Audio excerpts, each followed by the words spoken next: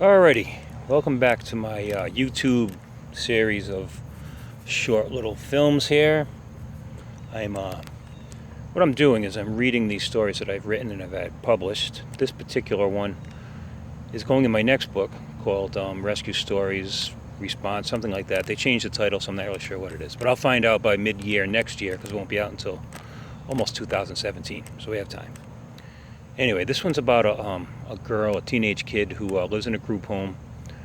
I used to get calls for these kids all the time, and I have two daughters that were their age when I was responding to these calls, and I kind of understood them a little bit, although I really never will fully understand them, teenage girls that is, but I did my best. Anyhow, here goes.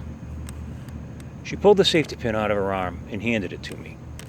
Blood poured out of the hole, running from inside her elbow to her wrist. I handed her a couple of 4x4s. "Thank you," I said. "You're going to get blood all over your sweatshirt." It was a New York Yankees sweatshirt, but still. She took the gauze from my hand and placed them on top of the hole in her arm as I threw the pin into the sharps container. Her other wrist showed old wounds. She's a cutter. Now she's self-piercing as well. We had left the group home minutes before, after the police had escorted her out following some behavioral issues. She was on fire then, full of anger, still hot from what had happened inside. It wasn't my first time with her. "You look sad, Shantae, not mad." She stared into space, stone face in place, not blinking, not showing anything, she thought, but the mask was getting tired, her facial muscles giving in to the true feelings she tried desperately to cover with self-mutilation. "What happened?" I asked. "Nothing." "Is it everybody in there or just the lady working tonight?" It was always the same attendant whenever I was called to take her away. "I don't like any of them," she said. "Have you tried to leave?" "I have nowhere to go." "Another group home, maybe?" "Nope."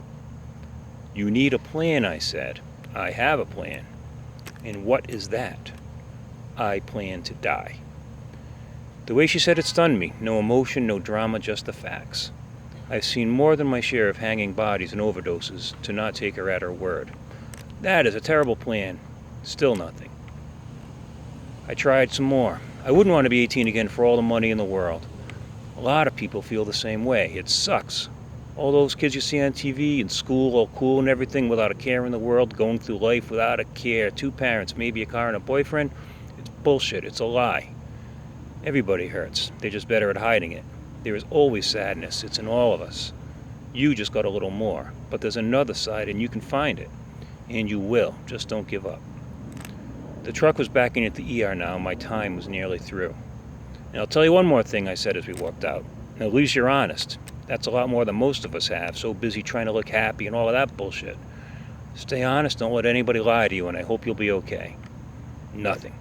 She followed me in and sat in the chair, the same chair they always sit in, and stared into space, lost again wherever it is she goes. 2 hours later, I brought another patient in. Shantae was still sitting in the same spot.